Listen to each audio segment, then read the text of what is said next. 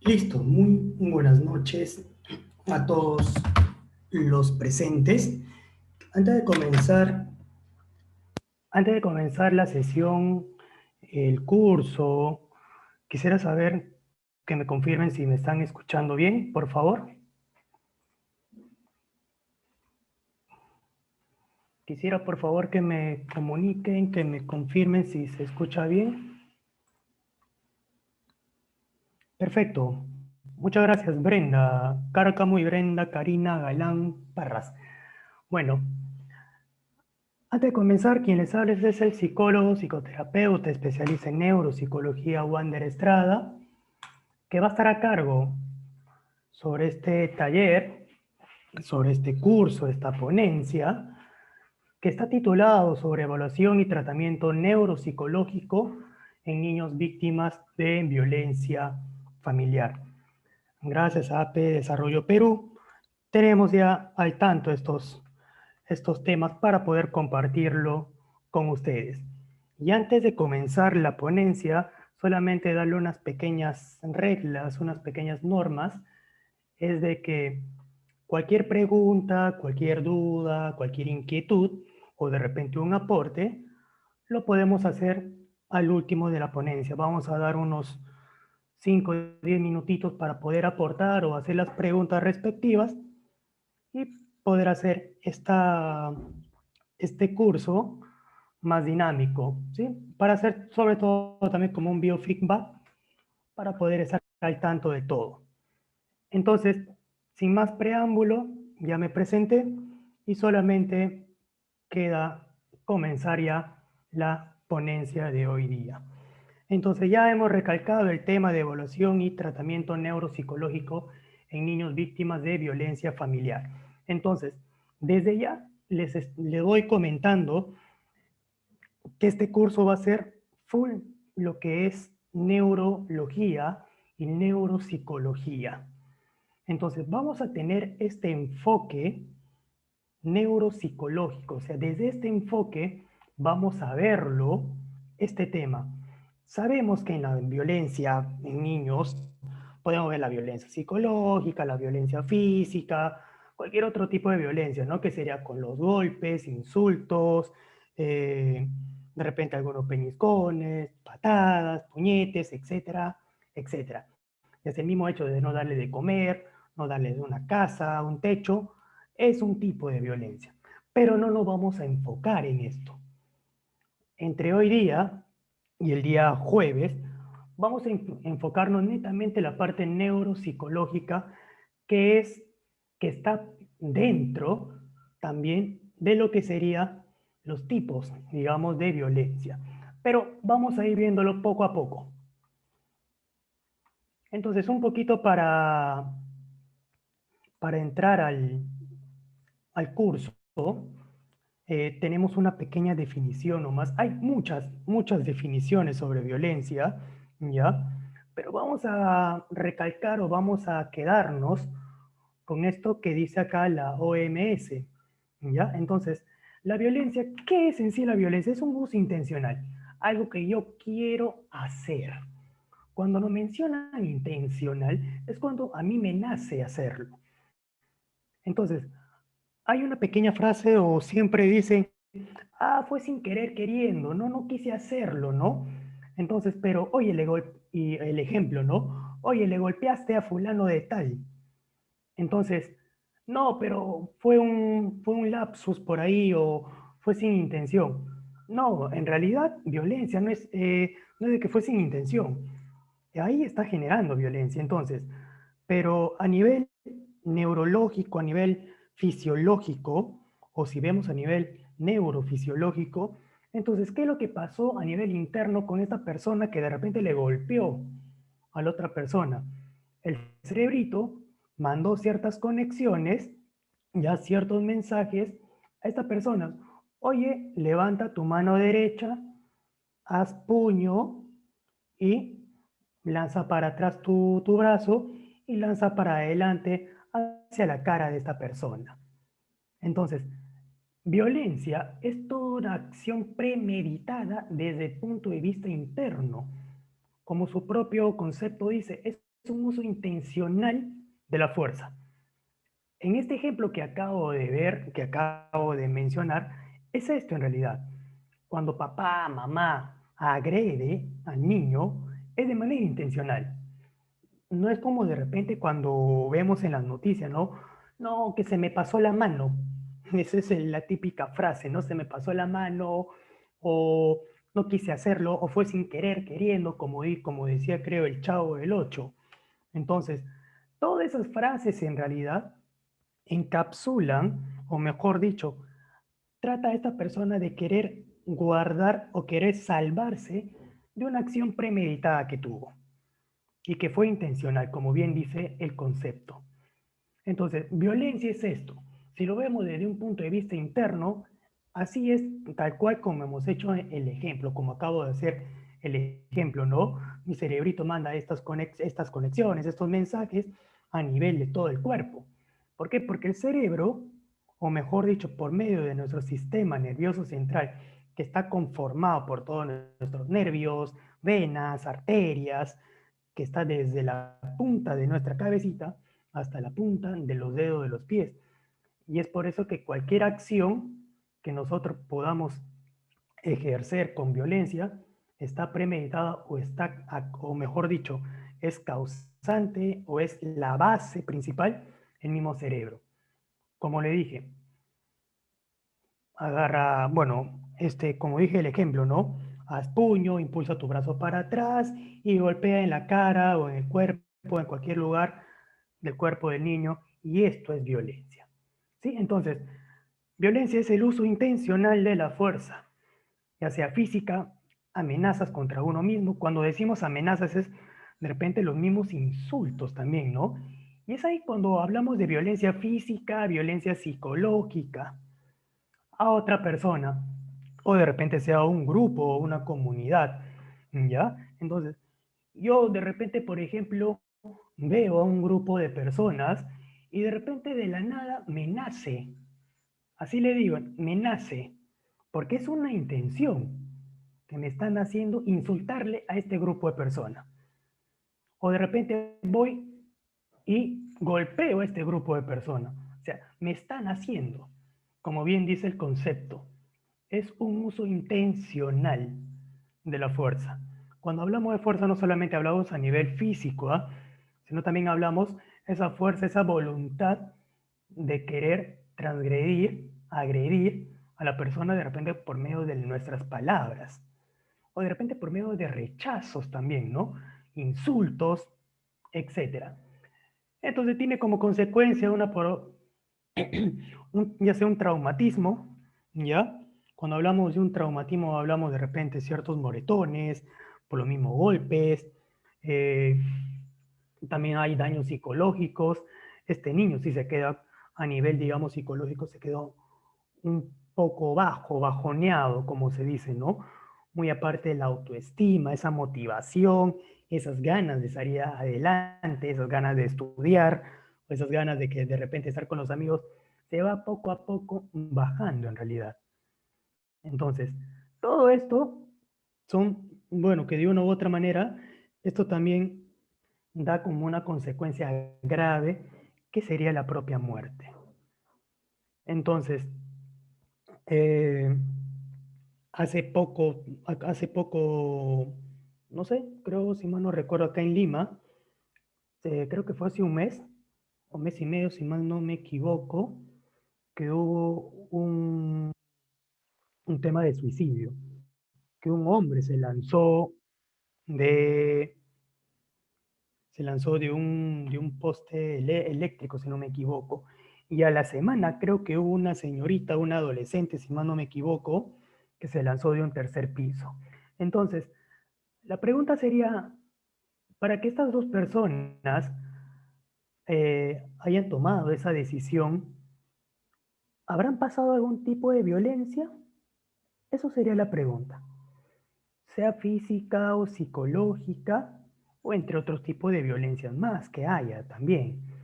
Entonces, esa es la pregunta de acuerdo a la realidad que estamos viviendo con el tema. Siempre vamos relacionando con el tema. No quiero tocar el tema del suicidio, sino solamente enfocándonos del tema de violencia. Por eso les preguntaba, ¿hubo de repente por ahí algún tipo de problema a nivel de violencia con estas personas? Bueno, en realidad eso ya se quedaría en duda o en stand-by, como se dice, para poder resolverlo, porque ya las personas no se encuentran en vida.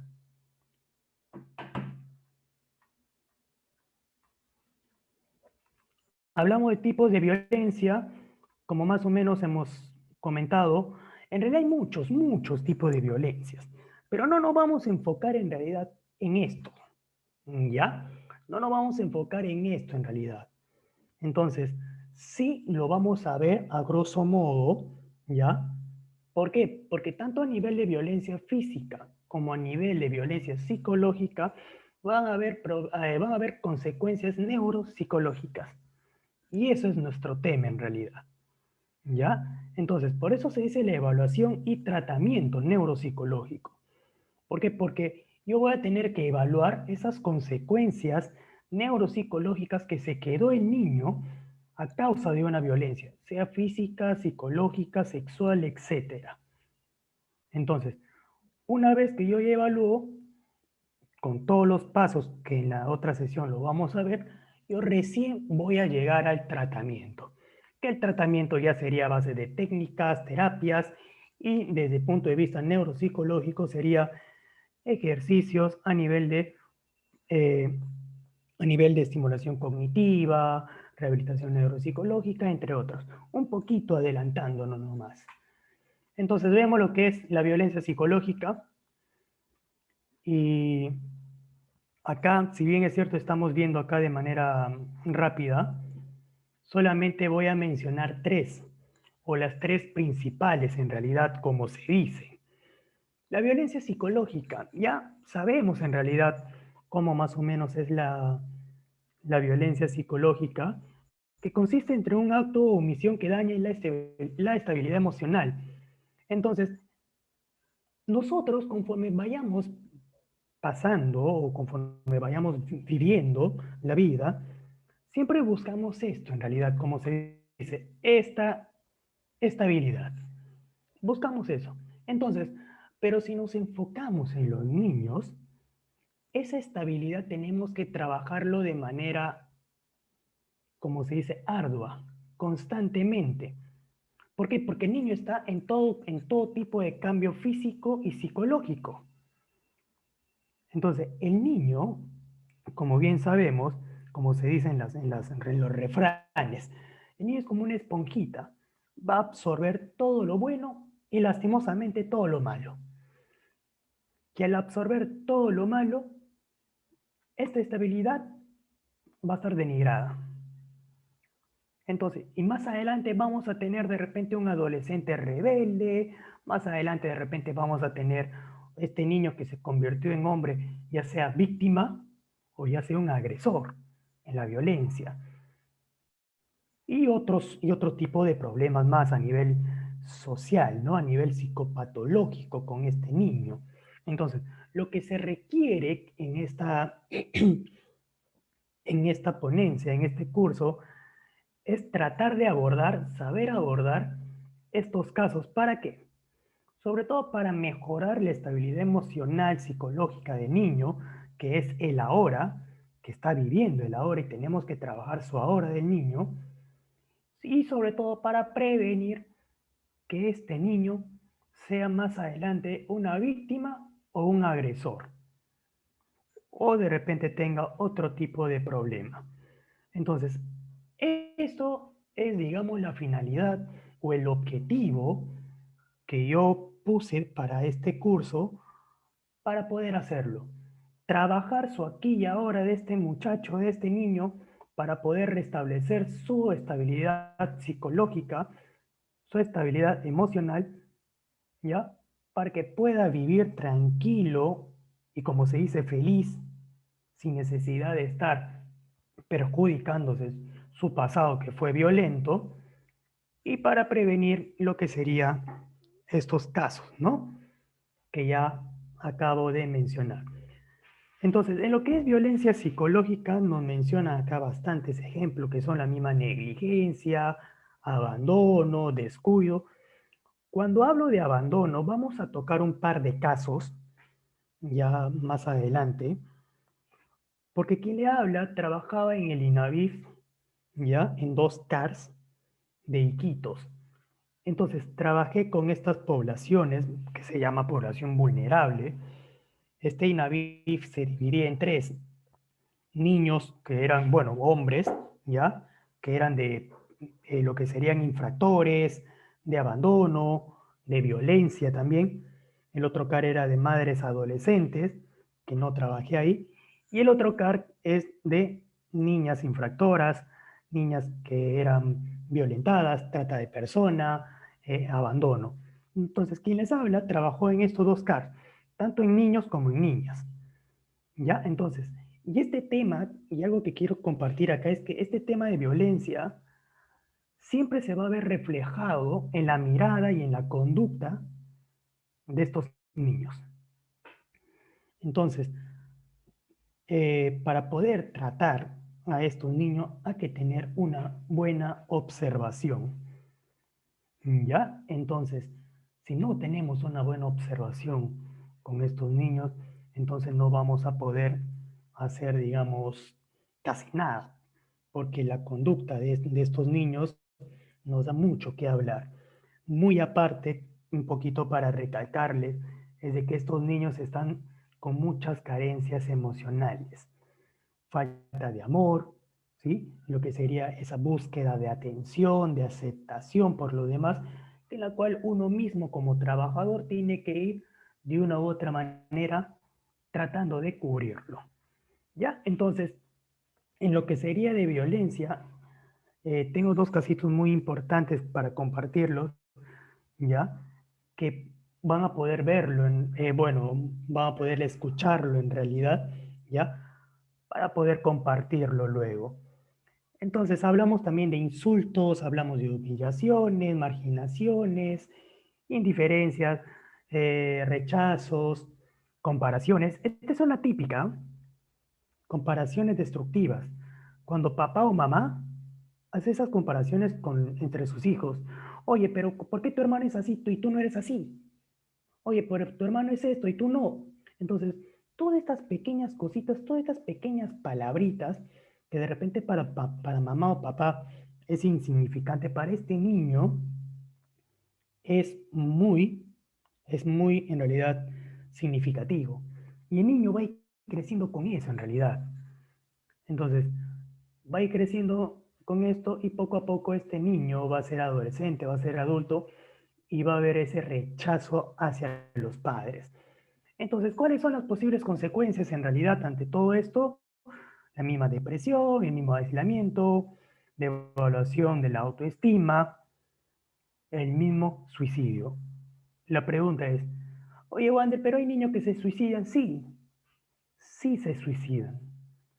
Que no sea en la misma cantidad o el mismo índice de un adulto es otra cosa, pero de que hay niños que se suicidan, sí se suicidan. Y ya un poco adelantarme también que en la próxima ponencia, que es del día jueves, ahí están los conceptos bien especificados en las referencias, en los enlaces de intereses, donde están con cifras y todos en realidad para que ustedes puedan investigar. Entonces, violencia sexual. Por qué quise compartir el tema de mi experiencia laboral? Porque eso es lo que vi en realidad, tanto violencia psicológica, sexual y física en el INAVIF. Entonces, eh, estos niños, o mejor dicho, vamos a decir casi todos, o mejor dicho todos, pasaron en realidad uno de esos tres tipos de violencia, sea psicológica, sexual o física. Entonces, y es por eso que llegaron a esas casas residenciales, ¿sí? Que se llaman los CAR. Entonces, todo esto en realidad es un tema muy arduo y muy amplio para poder trabajarlo. Entonces, cuando hablamos de violencia sexual, ¿ya? Eh, vamos a tocar un casito de esto, en realidad, de violencia sexual, casi ya antes de terminar, para que ustedes más o menos puedan ver lo que es, estos casos en realidad son del mismo trabajo que antes yo hacía, ¿ya? Y entonces, en violencia sexual, la definición es que son los actos que degradan o dañan el cuerpo o la sexualidad. Es simple. Toda acción que dañe el cuerpito de este niño, llamémosle cuerpito porque todavía es pequeño, ¿ya? Es una violencia sexual. Entonces, tenemos los típicos ejemplos o los típicos casos, que son los acosos sexuales, violación sexual, intento de violación, los llamados también tocamientos indebidos, ¿sí? Explotación sexual. Y esto en realidad vi mucho también eh, bueno, en algunos lugares que también trabajaba acá, lo que sería la explotación sexual, en la cual lastimosamente la misma familia es algo, digamos, que te da de qué hablar o es algo como que te da impotencia, que la propia familia, ¿ya? Haga esto, explotación sexual, ya sea sobre todo en mujeres. Es la típica, como se dice, ¿no? Le entrega a la mujer a un hombre, el propio padre o la propia madre. Y esto, señores, a nivel nacional hay todavía. Hay todavía, y es algo, vamos a ponerle entre paréntesis, normal, es algo normal en algunas comunidades de nuestro Perú, que sobre todo es, digamos, donde lastimosamente el Estado no llega. En ciudades, en pueblitos muy recónditos del Perú, ahí se da sobre todo más estos casos. Y lastimosamente, cuando hacemos un estudio a nivel nacional de estos índices de violencia sexual, lastimosamente no dan a conocer de estos pueblitos. ¿Por qué? Porque el Estado mismo no llega, no llega. Solamente lo hacen así en ciudades grandes nomás, ciudades donde, en la cual sí llega el Estado, o ciudades principales del Perú. Pero pueblitos, ciudades recónditos del Perú, no.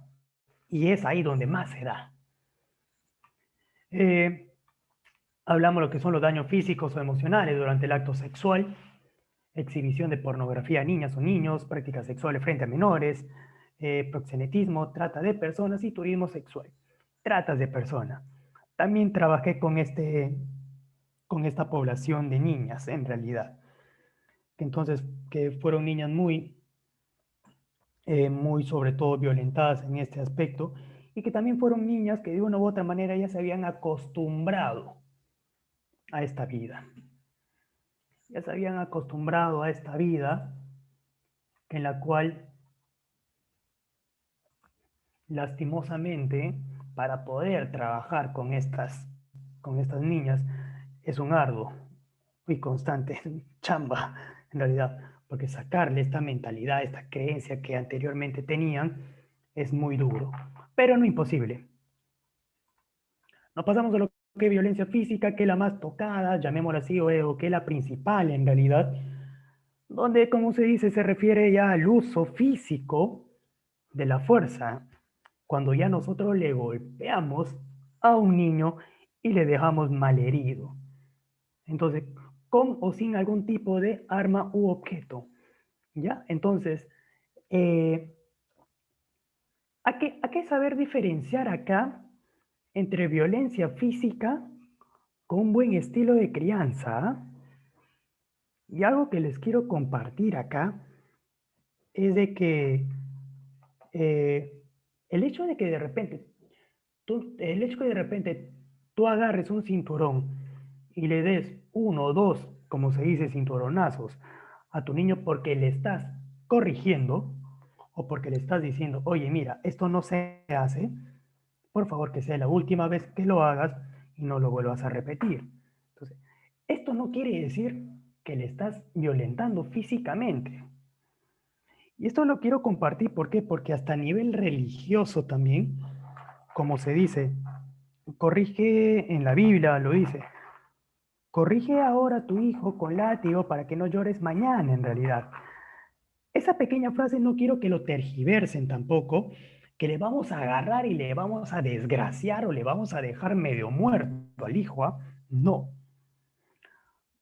Una cosa es tener un buen estilo de crianza, cómo saber corregir a un hijo, ya sea de repente con un cinturón, ya sea con palabras fuertes, de repente le puedo hablar de manera fuerte a mi hijo para que él me entienda, a comparación de que yo agarre de repente un palo, un cable eléctrico, o de repente, no sé, le agarro a puñetazos, a patadas, y le deje ya con, no sé, medio muerto al hijo, ¿ah? No, eso es muy diferente y por favor aprendamos a diferenciar esto.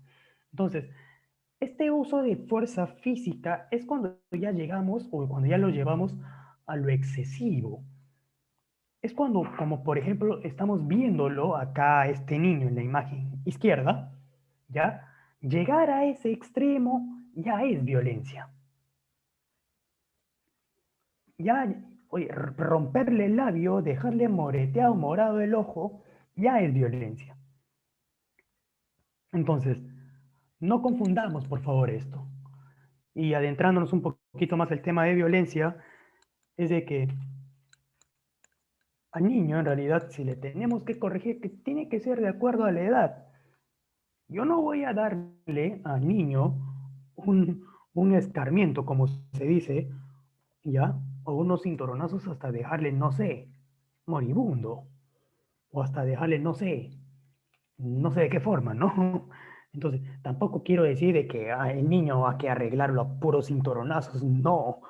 Entonces, como le dije, hay bastante, hay varios tipos de estilo de crianza y cómo hacerlo.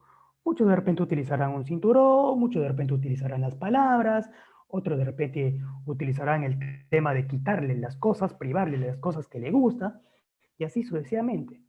Pero el punto acá de violencia es esto, ¿no? Cuando ya los golpes son de manera ya irreversible o prácticamente los golpes son tan, pero tan duros, tan fuertes o tan constantes que le dejamos ya al niño con lesiones, ya sean internas o externas. Cuando hablamos de interna ya hablamos, digamos, si de repente un golpe en la cabeza y se quedó por ahí un coágulo, o de repente hubo por ahí lo que son las lesiones policontusas, ¿ya? Tanto a nivel interno o externo. Eh, a nivel externo vemos esto, este tema de que el niño está con el ojo morado. Entonces, todo esto tema y lastimosamente hay que recalcar esta parte que dice los ejemplos, ¿ya? Esto de golpear, patear, morder, quemar, hay bastante.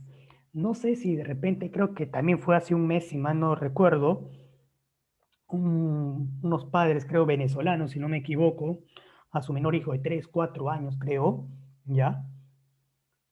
Le agarraron, no sé si fue cinturonazos o a palo o a golpe, no recuerdo en realidad, pero que lo dejaron toda la carita, toda la espalda, todo el pecho, como se dice, moreteado, morado, verde, de tantos golpes que recibió el niño, que actualmente ya se está recuperando en realidad. Pero el mismo accionar de los padres da a conocer esto, violencia, violencia física. Ya, bueno, este es un pequeño, solamente para mencionarlo nomás, ¿ya? Hay también el maltrato infantil institucional, hay también el maltrato prenatal, ¿ya? Que sería violencia, ya que no lo vamos a ahondar un poco, pero solamente lo estamos mencionando para que ustedes lo ahonden, lo lean, lo vean más a fondo, ¿ya? Bueno, el maltrato infantil institucional consiste en cualquier legislación, programa o procedimiento, ya sea por acción o por omisión, procedente de poderes públicos o privados, ¿ya? Entonces es cuando prácticamente le arrebatan posiblemente el niño de los padres también. Es uno de los maltratos institucional, arrebatar. Y el otro sería lo que es el maltrato prenatal, que ya está por su mismo nombre, ¿ya? Es cuando prácticamente la propia madre u otro individuo genera cierta agresión cuando el bebé todavía está o cuando la madre todavía está en gestación, o sea, en embarazo. Y acá tenemos algunos ejemplos, ¿sí? Esto es solamente para remarcarlo nomás, recordar y mencionar.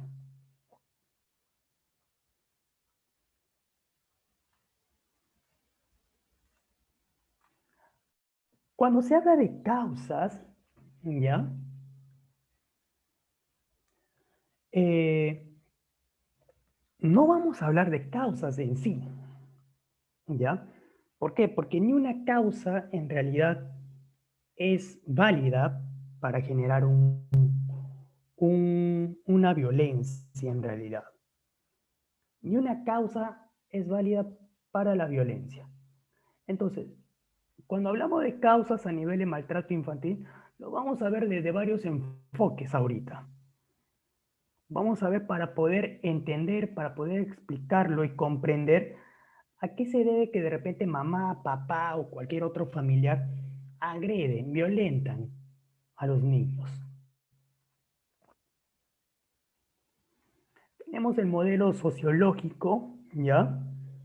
Que considera en realidad que el abandono físico es consecuencia de situaciones de carencias económicas o situaciones de aislamiento social, ¿ya? Entonces, sí, en realidad eh, tengo experiencia en esto porque cuando estaba el INAVIF había estos temas.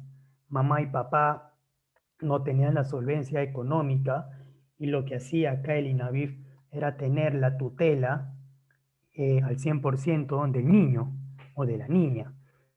¿Por qué? Porque no le podían brindar los derechos primordiales a los niños, que sería la comida, una buena vestimenta, la educación, un techo propio, un techo digno, ¿no? Ropa. Entonces, esto es el modelo sociológico que nos explica, ¿ya? Entonces, que de una u otra manera el aspecto económico involucra o es uno de los causantes, llamémoslo así, ¿ya? Para una violencia, para un tipo de violencia, sí, es eso. Entonces, y este modelo sociológico nos explica mejor para poder entenderlo. Tenemos el modelo cognitivo, ¿ya? Cuando es la desprotección, ¿ya? Que se produce con consecuencia de distorsiones cognitivas, expectativas y percepciones inadecuadas de los progenitores. Entonces es cuando prácticamente acá el progenitor, bueno, los padres, ¿ya? Abandonan al niño.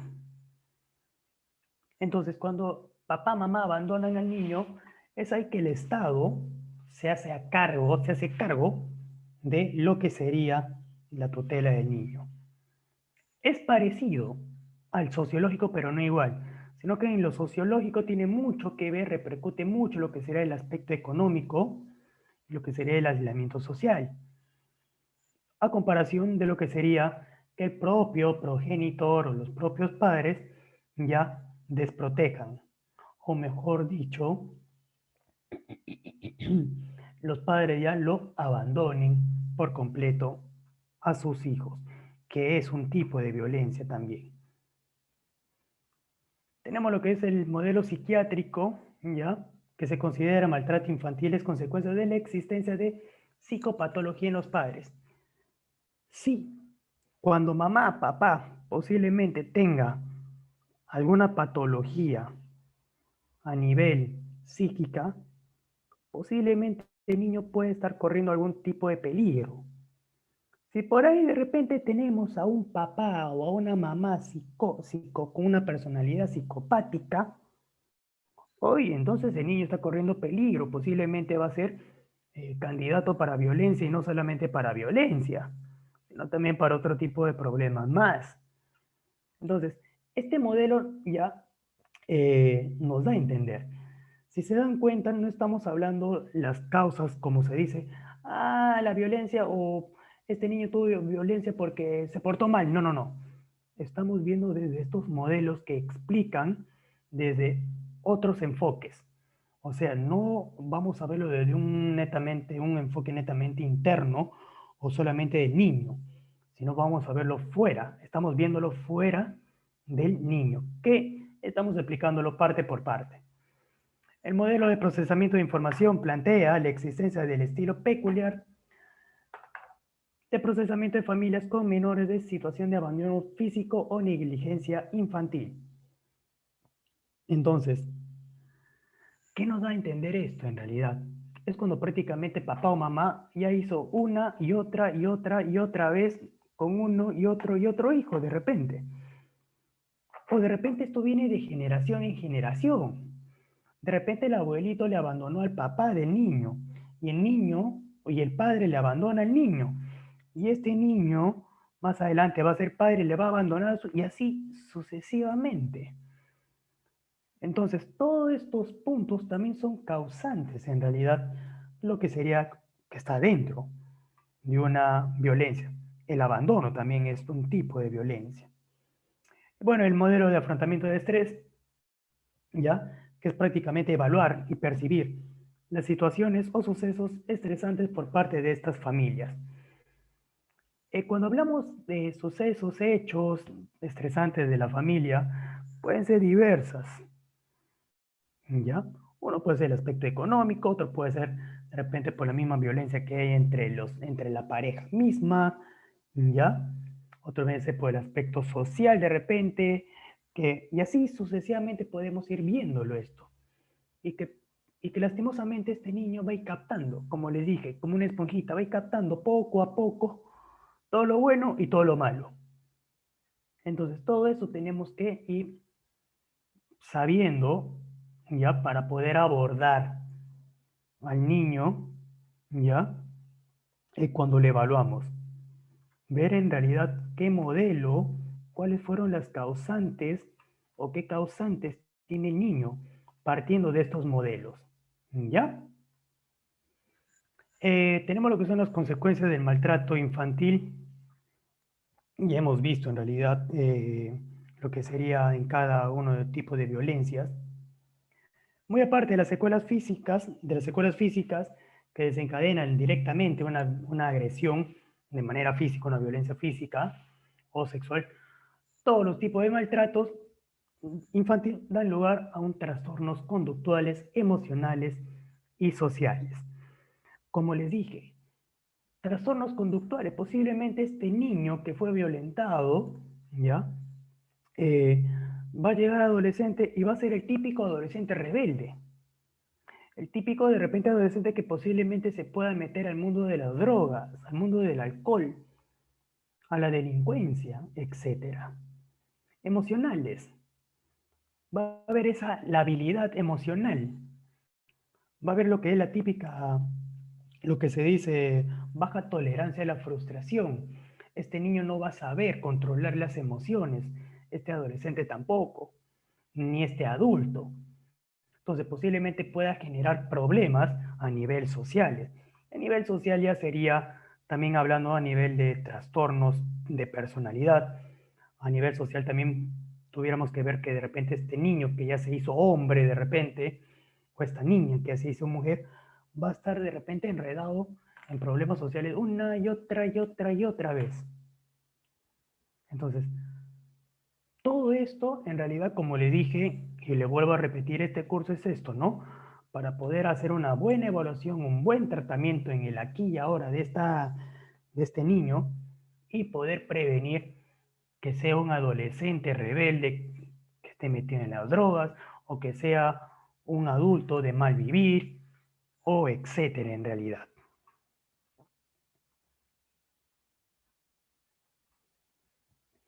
Bueno, este es un poquito para recalcar nomás, ¿ya?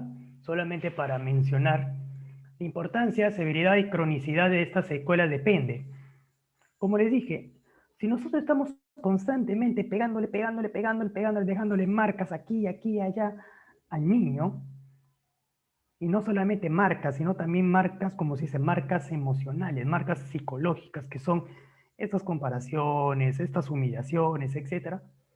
Entonces todo eso va a intensificar al niño y lastimosamente va a crecer con esto, el niño, con esto en su interior en realidad. Entonces, la intensidad y la frecuencia del maltrato tiene mucho que ver. Características del niño, su edad, acceso, susceptibilidad, temperamento, habilidades sociales. Lastimosamente, al varón, ¿ya? Le maltratan más que a la mujer. ¿Por qué? Por la típica creencia, por el típico cliché, estereotipo que tenemos, que es machista prácticamente. Decir, el hombre aguanta más, porque es hombre. Uy, entonces, porque es hombre, porque es un niño hombre, va a aguantar de repente 10 puñetazos. No. Entonces, todo esto son características de una violencia que debemos que tener en cuenta. El uso o no de la violencia física, ¿no? Como le dije, ya sea con tu propia mano, pierna o cualquier objeto que le agredas al niño. La relación del niño con el agresor, qué tan bien o qué tan mal, sobre todo, se llevan. De repente el agresor no le simpatiza la presencia de este niño y constantemente va a estar agrediéndolo a este niño. El apoyo intrafamiliar a la víctima infantil. Cuando no hay apoyo,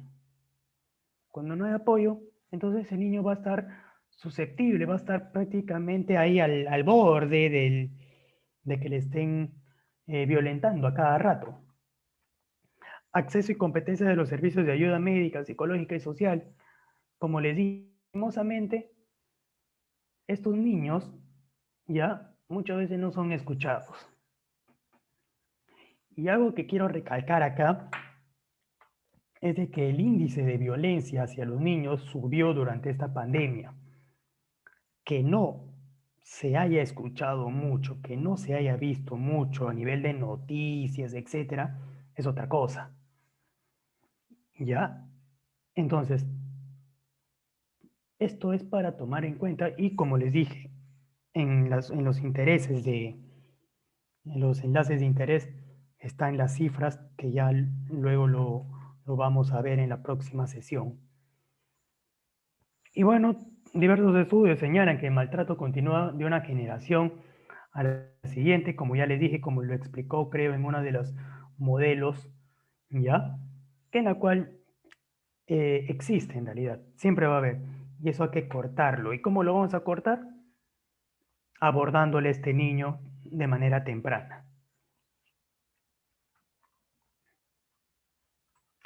Hablando un poco en neurología, hablando un poco de lo que sería a nivel neurológico, ¿ya? La violencia se genera en este campo,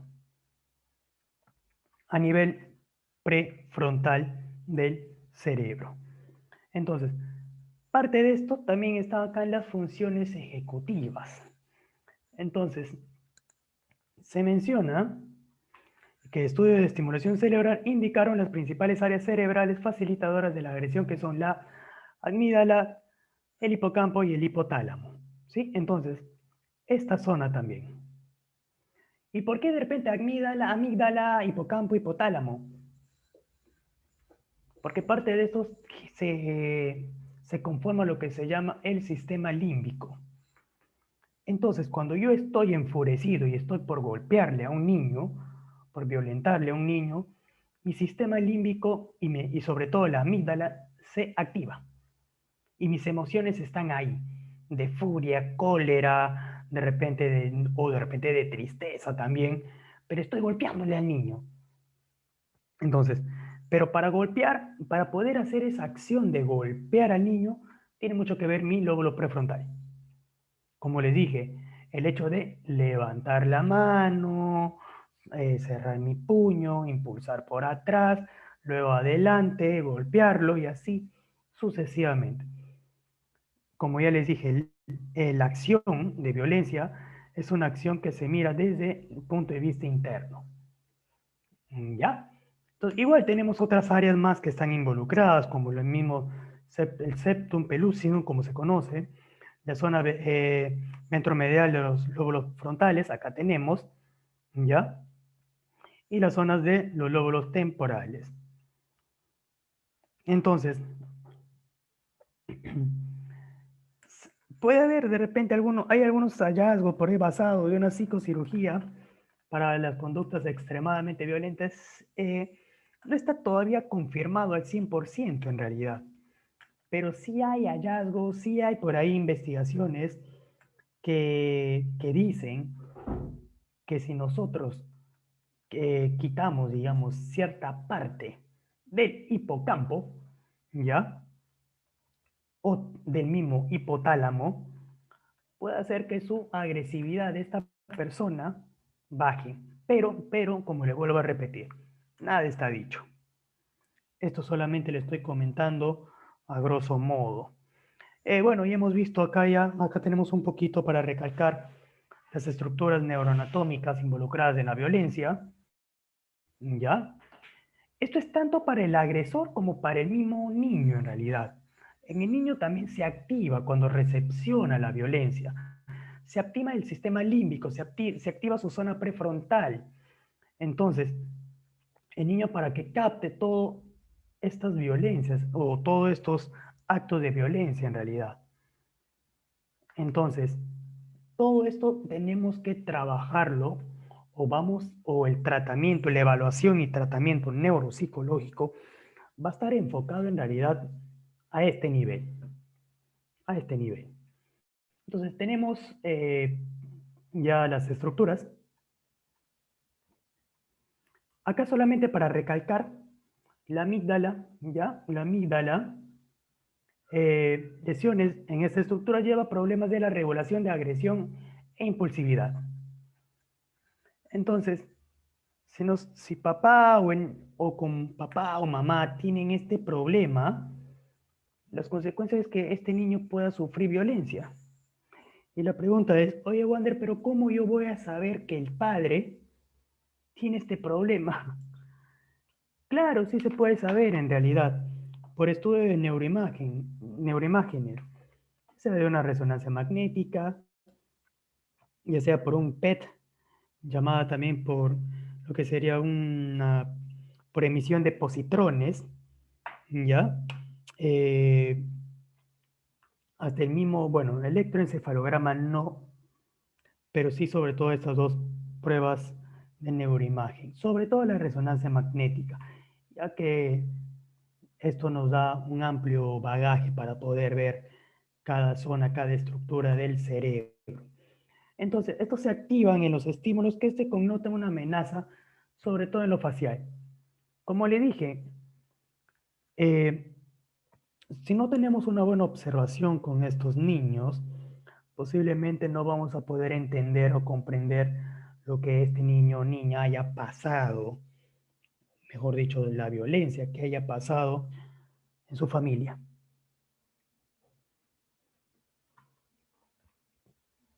Y acá está el sistema límbico que les mencionaba. ¿Ya? Entonces, acá, como podemos ver, todo esto es el sistema límbico que va a estar involucrado también parte de la agresividad. Parte. Como le dije, el sistema límbico está sobre todo enfocado a lo que es el aspecto emocional. Y uno cuando se molesta, da a conocer todas sus emociones. Uno cuando se alegra, da a conocer también todas sus emociones. Entonces, cuando una persona va a ejercer violencia, el sistema límbico está trabajando ahí. Y cuando una persona va a recibir, en este caso el niño, va a recibir esta violencia, el sistema límbico también está trabajando para poder recepcionarlo. Entonces, eh, se menciona que las alteraciones en este sistema de hiperactividad, la medida de estímulos negativos y de provocación. Como acabamos de mencionar acá de la amígdala es prácticamente de estímulos negativos. Es por eso que cuando de repente, cuando papá, mamá están golpeando a un niño, siempre le menciona algo negativo. Y con una voz muy dura, con una voz muy fuerte, que de una u otra manera el niño ¿cómo se dice? No vamos a llamarlo, o posiblemente se pueda traumar, ¿no? Pero en ese momento el niño se asusta demasiado. ¿Por qué? Porque tiene la voz alta del padre o de la madre. Tiene la cara muy enfurecida acá los padres, tienen los golpes de los padres. Entonces, es todo un conjunto ya de estímulos que el niño va a recepcionar. Y es por eso que se queda perjudicado a nivel tanto físico, tanto psicológico y sobre todo a nivel neuropsicológico, que ya lo vamos a ver luego cuáles serían estas alteraciones en realidad. Y bueno, facilitación de los sistemas de agresión y ansiedad. Facilita en realidad la amígdala de que esta persona agreda, tienda a agredir a los demás. En este caso de repente sería papá, mamá al niño o de repente el propio hermano mayor al niño. Bueno, tenemos a Locus Coeruleus que ya hemos mencionado, ¿ya? Que de una u otra manera, este Locus Coeruleus, su trabajo o lo que se muestra en realidad es que aumenta lo que sería la respuesta ansiosa. Cuando mamá o papá agrede a un hijo, está ansioso en realidad. Y cuando el niño recibe todas estas agresiones, también se encuentra ansioso. Muy aparte de repente de estar triste, muy aparte de repente de estar lloroso y asustado, también se encuentra ansioso. Entonces, el locus coeruleus está involucrado también en todo esto. Esta es una pequeña nota que solamente quiero recalcar nomás, ¿ya?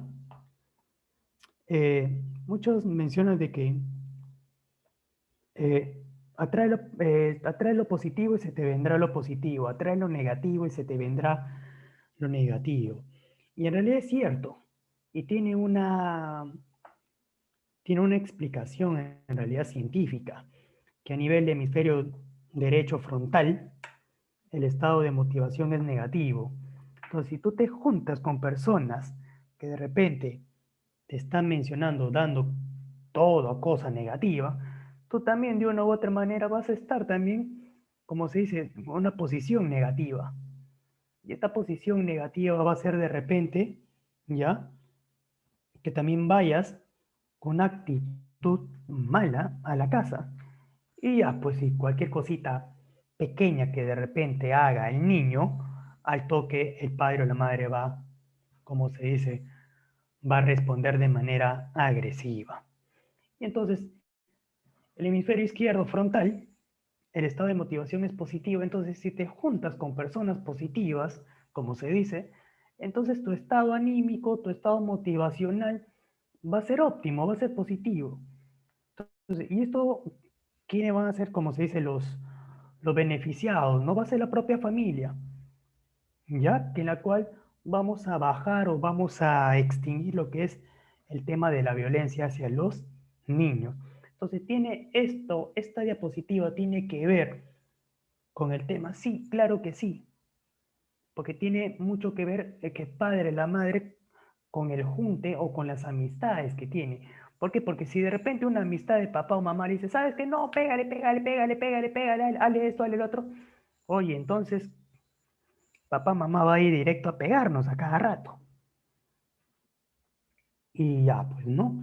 Entonces, si papá y mamá tienen estas amistades, de que tienen otros estilos de crianzas, digamos, mejores ante la agresión, perfecto.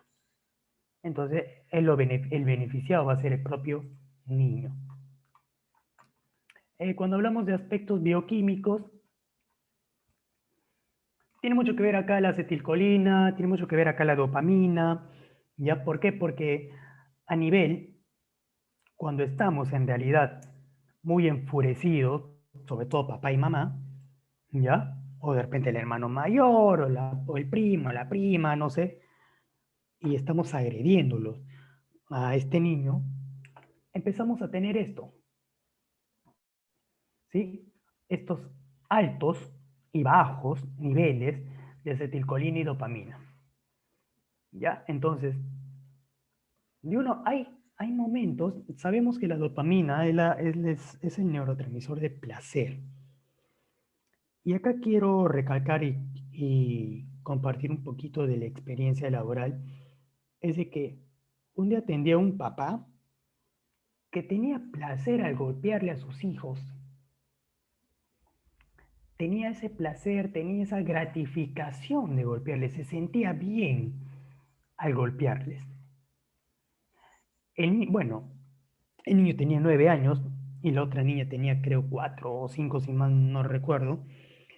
Y este padre mencionaba de que tenía ese placer, digamos, esas ganas o esa satisfacción de agredirle a sus niños.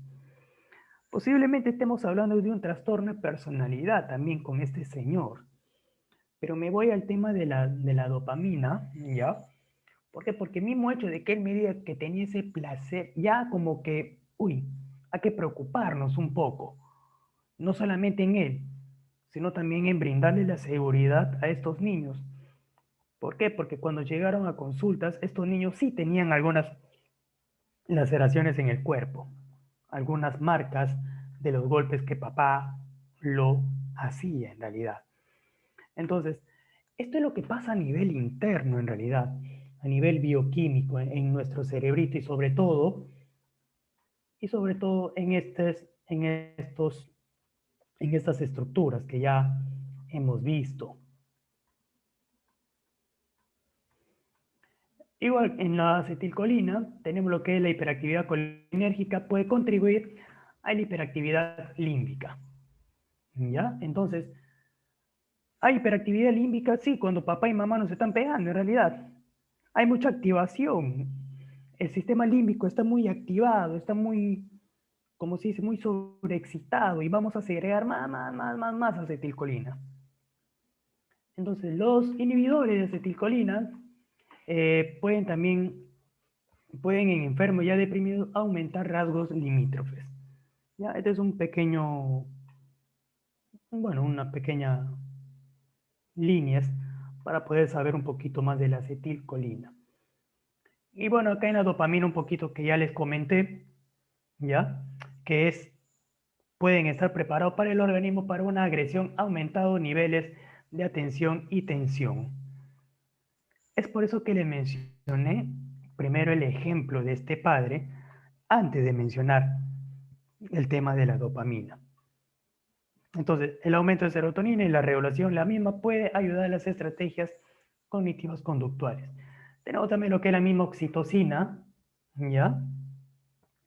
Que de una u otra manera están involucradas en las conductas maternas, conducta de afiliación, y lo que sería en la confianza del uno al otro. Pero, ¿qué es lo que pasa en realidad cuando hay cierta desestabilidad a nivel de oxitocina? Cuando hay deficiencia o cuando hay prácticamente niveles bajos de oxitocina, contribuye a lo que es la hostilidad, o sea, esa rabia, esa gana de querer otra vez golpearlo, que estoy rabiando, me estoy molesto, temor y desconfianza, que son los precursores de la conducta agresiva. Cuando un papá, cuando una mamá o cualquier otro tipo de familiar agrede a este niño, muy aparte de estar involucrado todas esas estructuras del cerebro que hemos mencionado, esto es lo que pasa también a nivel bioquímico.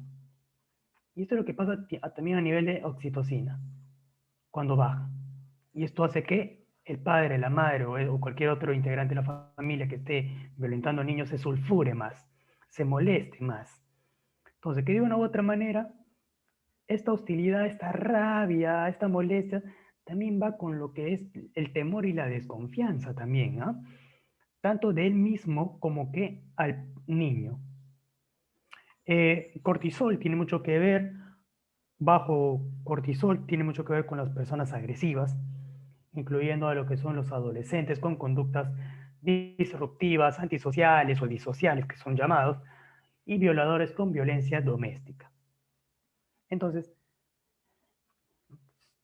entonces el punto acá es esto. Estamos viendo una violencia hacia el niño a nivel interno en realidad, a nivel neurológico, a nivel neurofisiológico. Entonces, ¿por qué? Porque esto es en realidad nuestro tema. Entonces, y la pregunta es, pero oye, Wander, ¿por qué estás tocando demasiado estos puntos?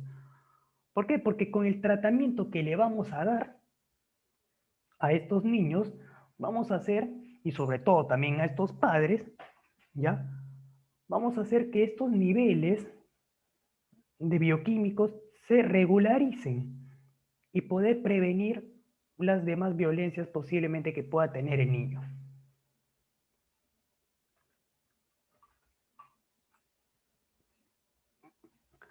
Bueno, la neurobiología de la agresión ya está asociada en realidad a lo que son las disfunciones entre circuitos prefrontales y estructurales subcorticales.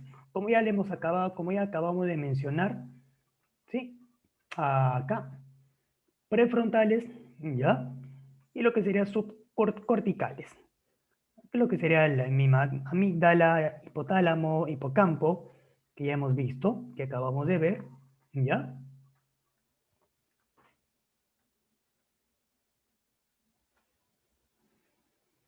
¿Cuáles limitan al individuo para realizar el adecuado control inhibitorio?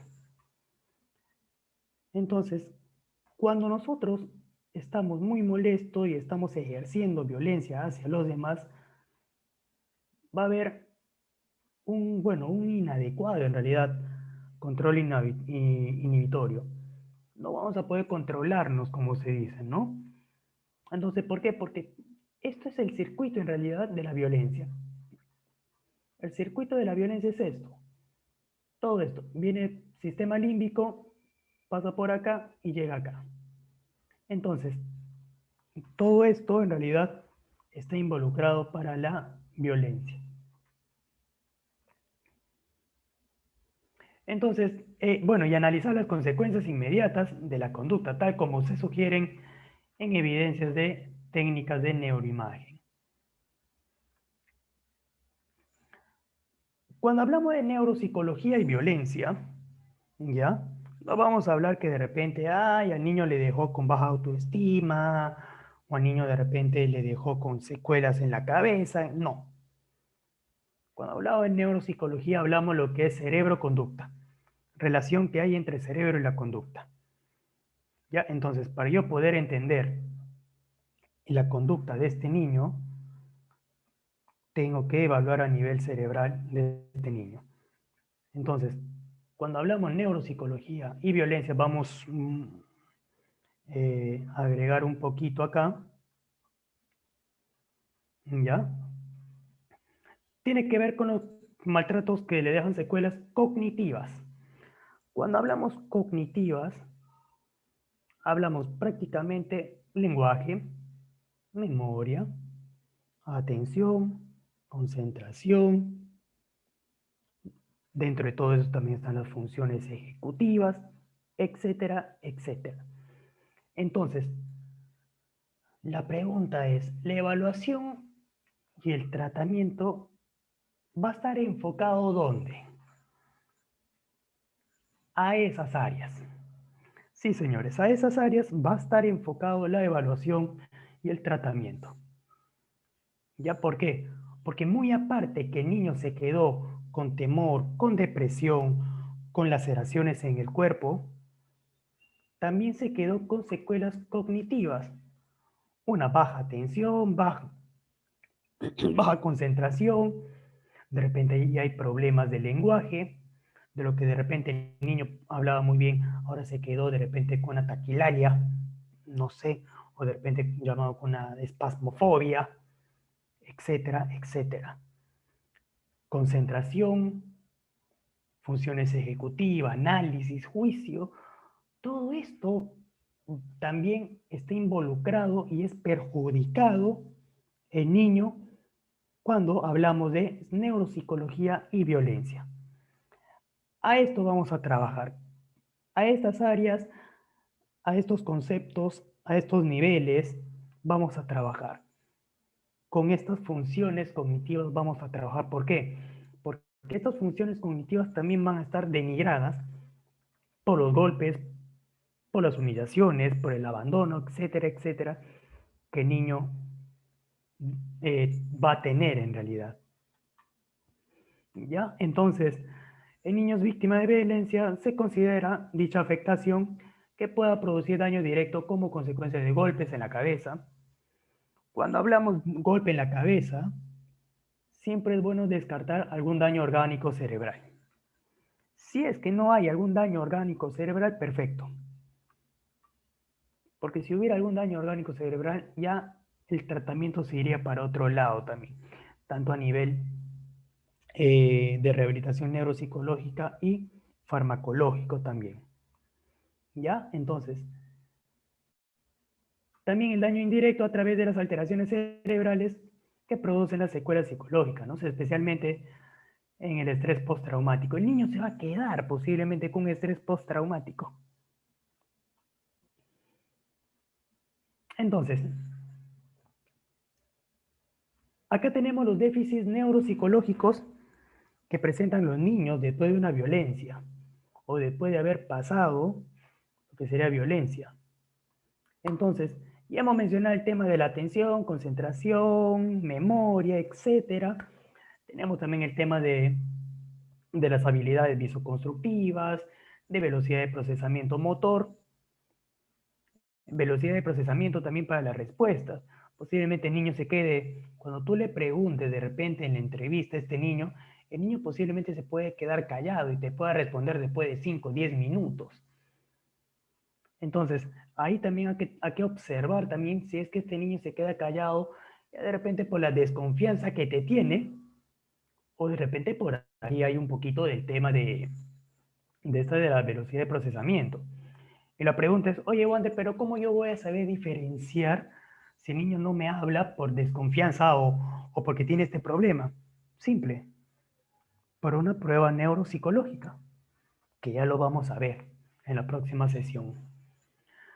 Entonces, la fluidez también, tanto en las respuestas, en lo que da la respuesta, como en el lenguaje mismo, función ejecutiva, lo que sería la toma de decisiones, inhibición de respuestas, y concurrente tras la situación de maltrato físico. Entonces, un maltrato físico, psicológico, sexual, va a generar estos problemas o estos déficits a nivel neuropsicológico, déficits cognitivos. Y ahí vamos a atacar o vamos a trabajar los, bueno, va a ser la evaluación y el tratamiento, como dice el tema principal. Y acá es lo que yo siempre digo, una buena evaluación neuropsicológica podría examinar de manera objetiva las posibles alteraciones cognitivas, emocionales, conductuales producidas por un daño cerebral.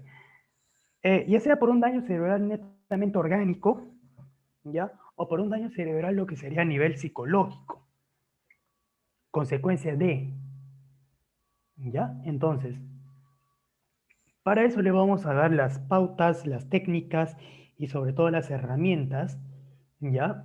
Porque vamos a mencionar, vamos a ver ahí unas que otras pruebas que en la cual podemos aplicarlas a los niños. La mayor parte de los estudios que evalúan las funciones neuropsicológicas han dado como resultado la existencia de afectación en los pacientes que presentan trastornos de estrés postraumáticos. Entonces, una violencia puede generar otro problema también en el niño, que sería un estrés postraumático.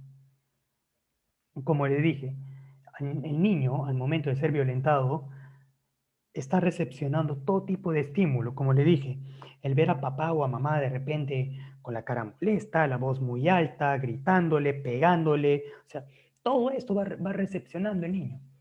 Y esto le puede generar un temor más adelante o de repente hasta un mismo trauma en ese momento, en la cual nosotros tenemos que trabajar en el momento de la entrevista, como se dice, con pinzas,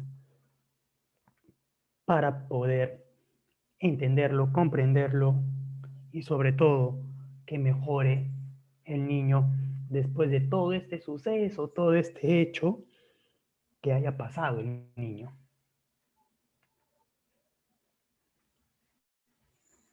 Y bueno, esto es de acuerdo a la cámara GESEL, que le había comentado que tenemos bueno, tengo un par de casos No lo puse de manera escrita acá, porque en realidad, bueno, no quería tampoco llenar demasiado de diapositivas, ya, pero esto lo vamos a hacer de manera hablada.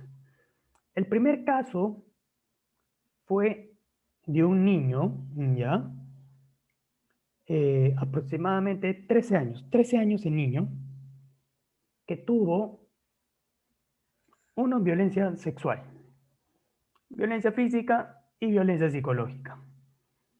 El niño se fue a cámara Gesell, sobre todo por la violencia sexual.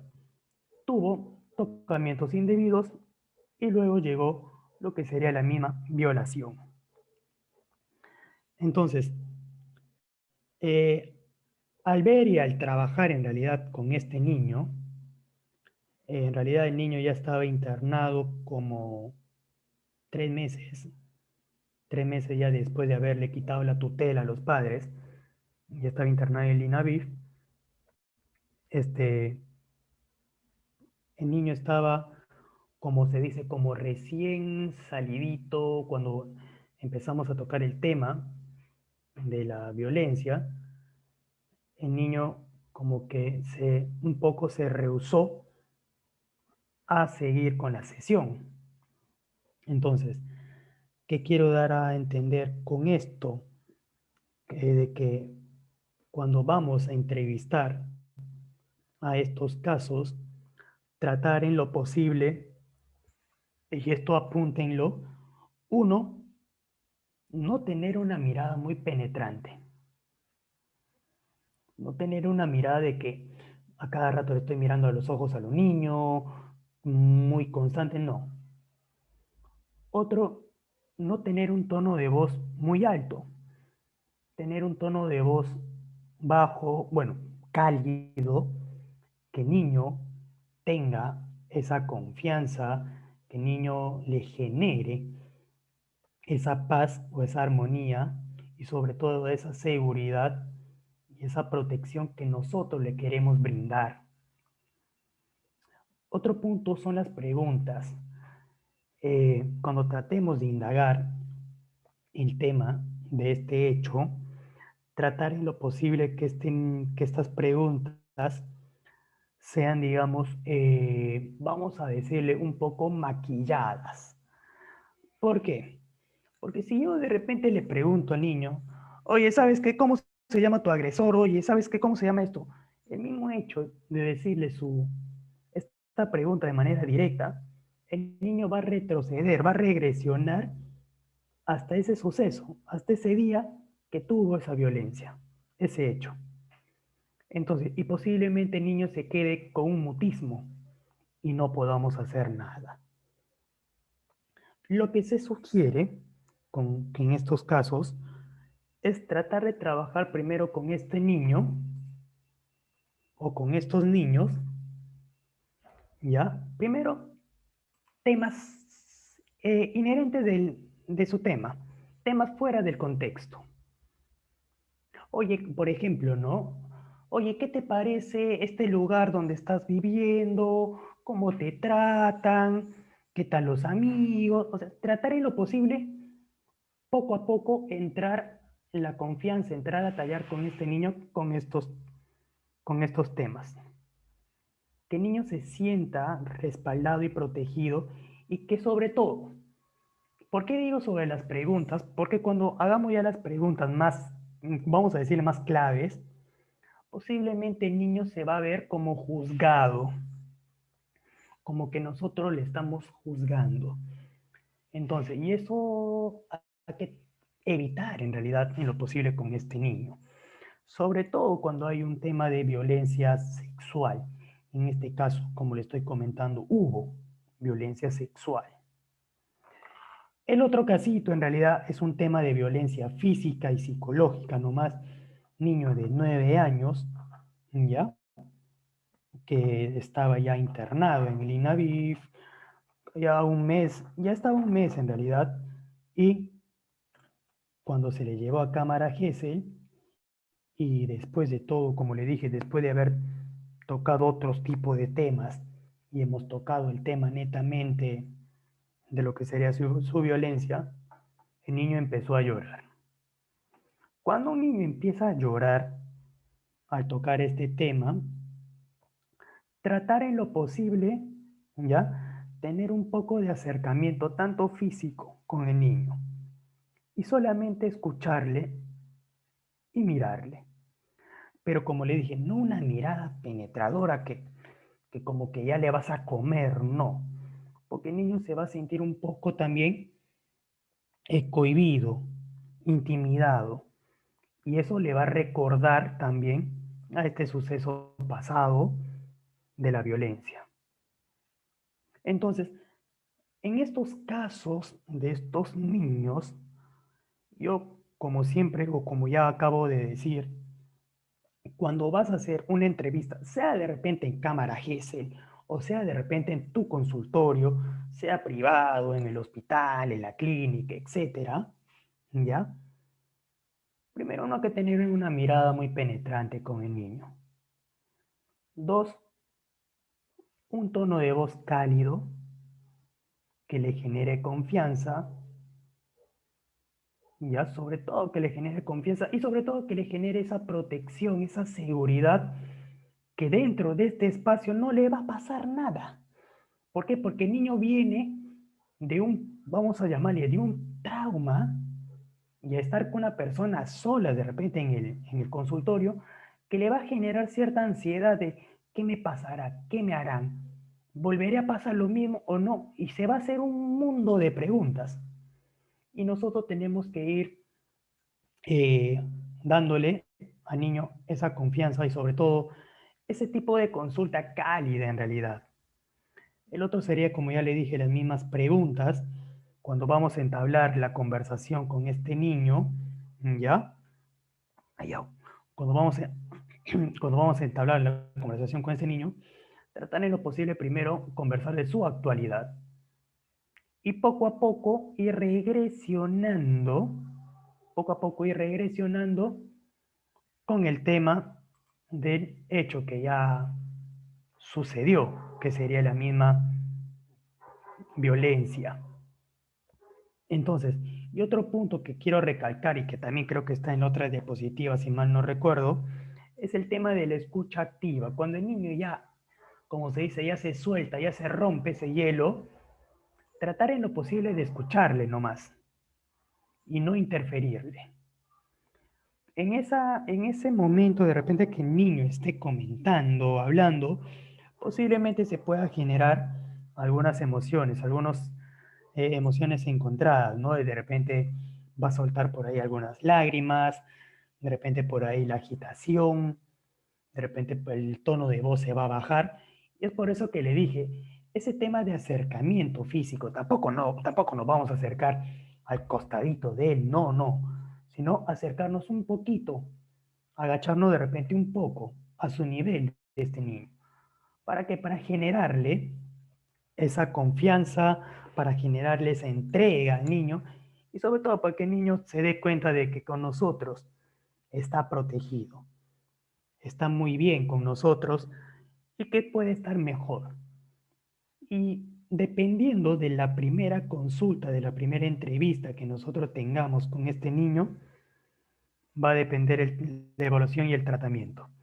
Si nosotros hacemos una buena entrevista, una buena consulta, bueno, la primera consulta con el niño, créanme que las demás consultas con este niño van a ser satisfactorias en realidad, porque ya vamos a tener esta apertura con este niño de que podamos de repente trabajar algunas pruebitas psicométricas, algunas pruebas neuropsicológicas, algunas técnicas y posteriormente ya trabajar el tema de tratamiento, ¿no?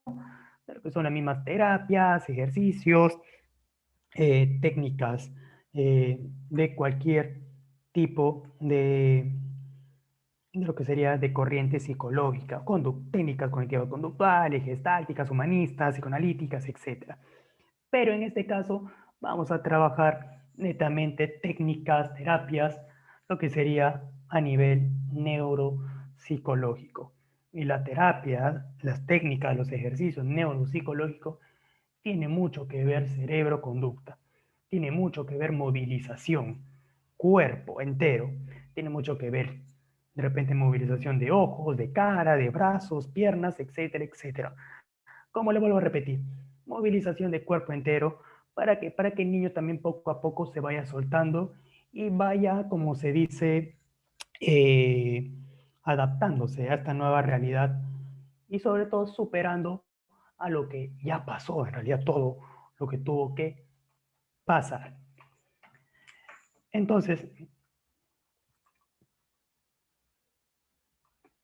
sin más nada que comentar, si es que hubiera alguna pregunta, alguna duda, o de repente alguien desea agregar, comentar algo, estamos dispuestos a escucharlos y responderlo.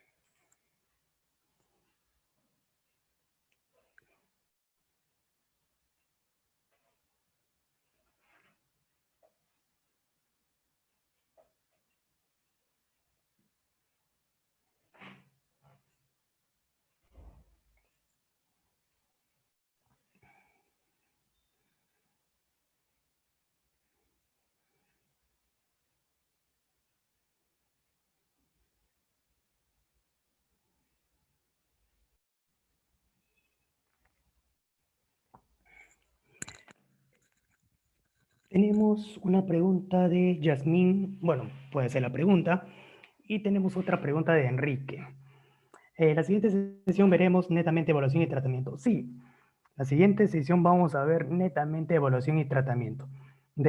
Cómo hacer desde la primera entrevista, qué pruebitas aplicar, qué técnicas aplicar, cuál va a ser la rehabilitación neuropsicológica, hasta algunos tips por ahí también para ustedes. Muchas gracias, Enrique.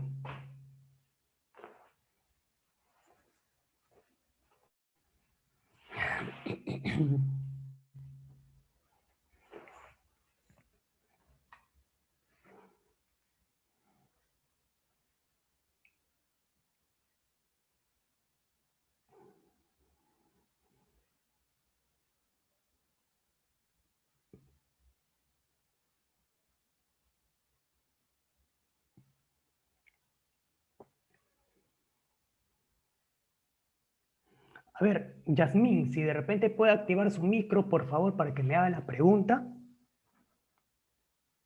Buenas noches, psicólogo. Bueno, justamente hace rato quería hacer eso. Bueno, mi pregunta es, el anterior año trabajé en un colegio donde en sí experimenté muchos casos de muchos pequeños, ¿no? Y uno de ellos me llamó la atención. En una entrevista psicológica, estaba haciendo una evaluación niño por niño, ¿no? Y veía que algunos tenían problemas de aprendizaje y todo ello. Entonces, por ello que mandaba a llamar a los padres y se generó la confianza con ellos. En una ocasión, la mamá misma de una pequeña que no atendía bien las clases me comentó, me dijo, Miss, yo a mi pequeña, cuando tenía aproximadamente 7 años, en un ataque de ira, estaba empozado agua y la ahogué, la estaba ahogando y no me di cuenta, ya, ya no podía respirar y la saqué. Y aparte de ello, en muchos... Hola, hola. Ya no le escucho a Yasmín. Uy, Ol- sufrió violencia física y psicológica, pero de manera extrema, por así decirlo. Y Yasmín, disculpa, se te fue el audio justo cuando decías que la mamá le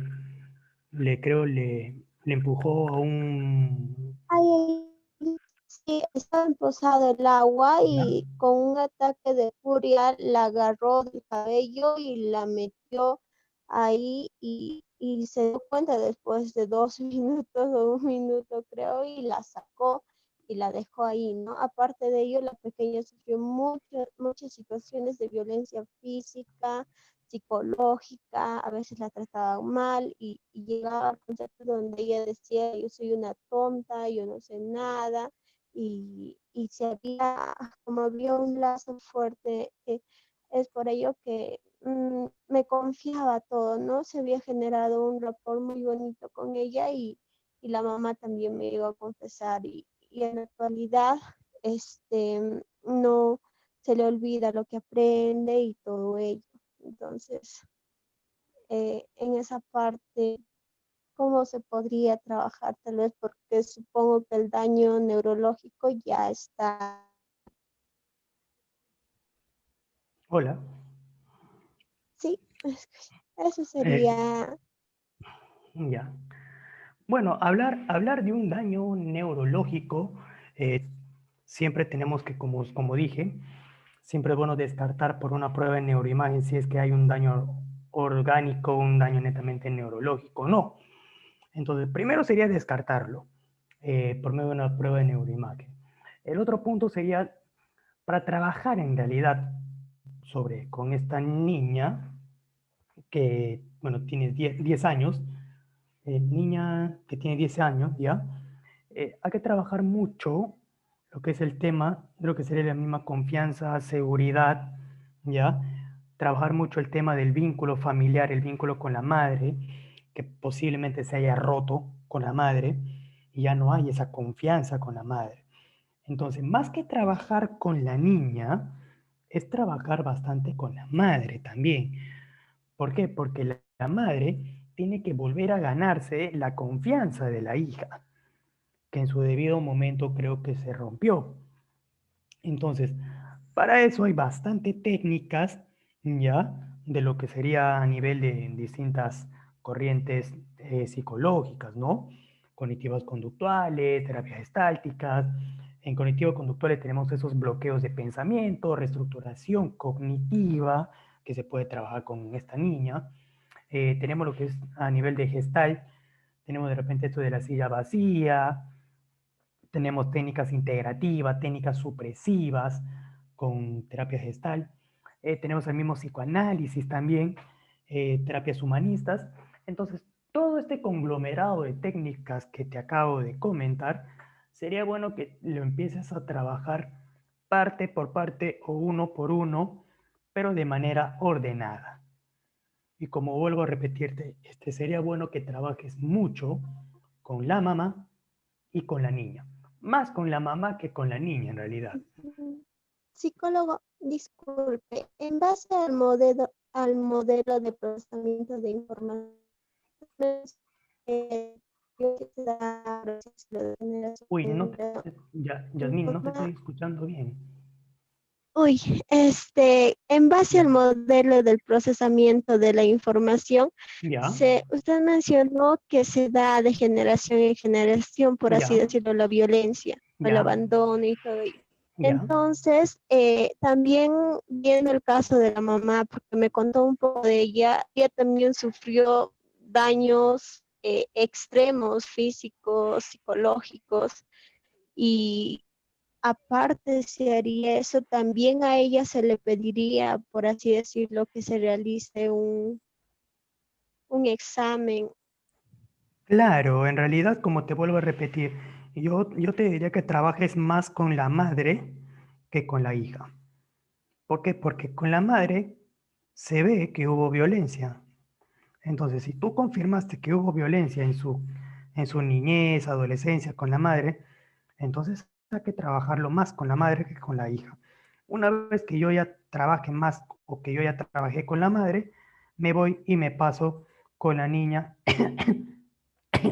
y luego ya me voy y trabajo con ambas. Pero primero hay que trabajarlo de manera separada y luego con ambas. ¿Sí?